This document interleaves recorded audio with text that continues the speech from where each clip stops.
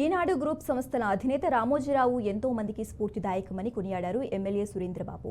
అనంతపురం జిల్లా కళ్యాణదుర్గంలోని స్ఫూర్తి ఫౌండేషన్ ఆధ్వర్యంలో ఈనాడు సంస్థల అధినేత రామోజీరావు సంస్కరణ కార్యక్రమం ఏర్పాటు చేశారు. ఈ కార్యక్రమానికి ముఖ్య అతిథిగా ఎమ్మెల్యే అలిమినేని సురేంద్రబాబు హాజరయ్యారు. రామోజీరావు చిత్రపటానికి పూలమాలలు వేసి ఎమ్మెల్యే నివాళులర్పించారు. సామాజికానికి పత్రికా రంగంలోనే కాకుండా వివిధ రంగాల్లోనూ అగ్రగామిగా ఎదిగిన రామోజీరావు గొప్పతనాన్ని కొనియాడారు.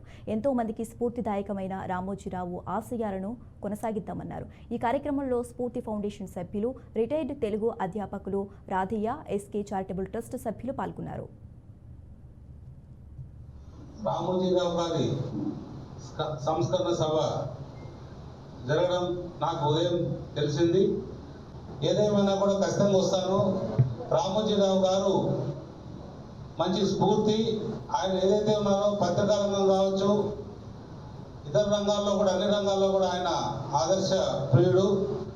ఎందుకంటే క్రమశిక్షణలో ఆయనకు ఆయనే చాటి.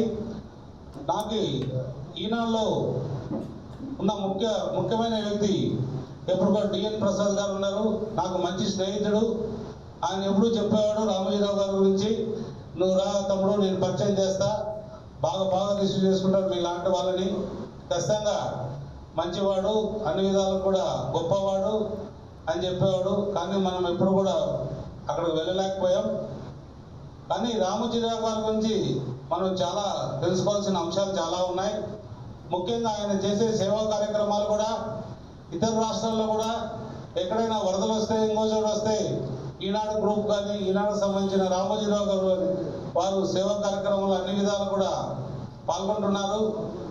అలాగే రాజకీయ రంగంలో ఏదైనా చైతన్యం తేవాలంటే ఈనాడు పేపర్ ద్వారా, ఈటీవీ ద్వారానే వచ్చేది. ముఖ్యంగా ఈనాడు పేపర్ ఒకసారి మీరు గమనించండి, ఎన్టీ రామారావు గారిని ముఖ్యమంత్రి చేసింది ఈనాడు పేపరే. అలాగే మరి చంద్రబాబు నాయుడు గారిని ముఖ్యమంత్రి చేసింది కూడా ఈనాడు పేపరే. రాజశేఖర రెడ్డి గారిని పాదయాత్రలో ఒక గొప్ప నాయకుడిగా చూపిస్తూ ఆయన ముఖ్యమంత్రిని చేసింది కూడా ఈనాడు పేపరే.